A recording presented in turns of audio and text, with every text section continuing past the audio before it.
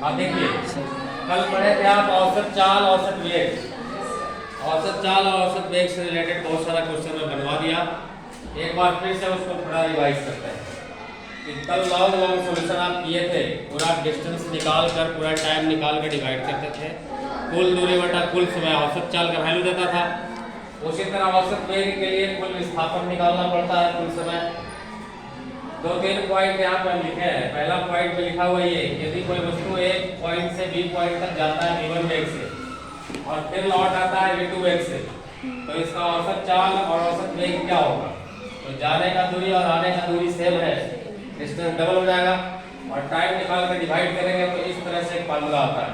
औसत चाल बराबर 2v1 v2, v1 जाने का वेग और v2 आने का, और बाई v1 प्लस v2।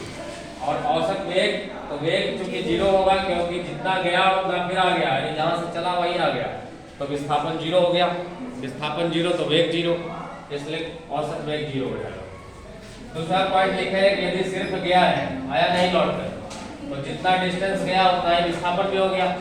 तो ये विस्थापन बराबर है, तो जो औसत चाल होगा वही औसत वेग हो जाएगा, यानी जिस वेग से गया होगा यदि ना बदलता होगा तो वही औसत चाल, वही औसत वेग। क्लियर है?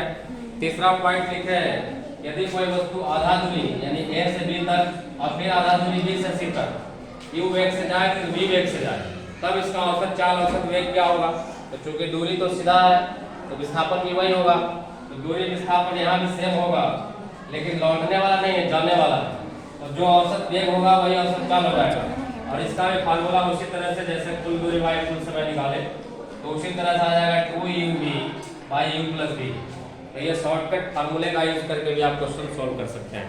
बगल में एक एग्जांपल दिया हुआ है कि कोई वस्तु 20 किलोमीटर प्रति आवर के वेग से ए से बी तक गया, ए से बी तक, और फिर 30 किलोमीटर प्रति आवर से लौट आया, तो इसका औसत चाल क्या होगा? तो औसत चाल का फार्मूला वहां फर्स्ट में लिखा हमने,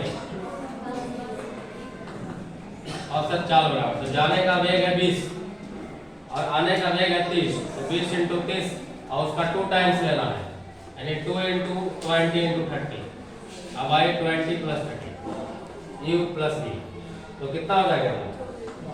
2 × 20 × 30 बाई, ये ऐड हो जाएगा तो 50, ये 0 से कैंसिल हो गया और 5 से कट गया 4 टाइम्स, तो 4 × 12 = 24।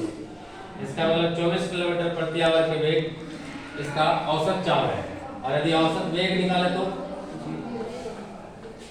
औसत वेग इसका डायरेक्ट 0 हो जाएगा। 0 इसलिए क्योंकि विस्थापन 0 है, जितना गया उतना चला है।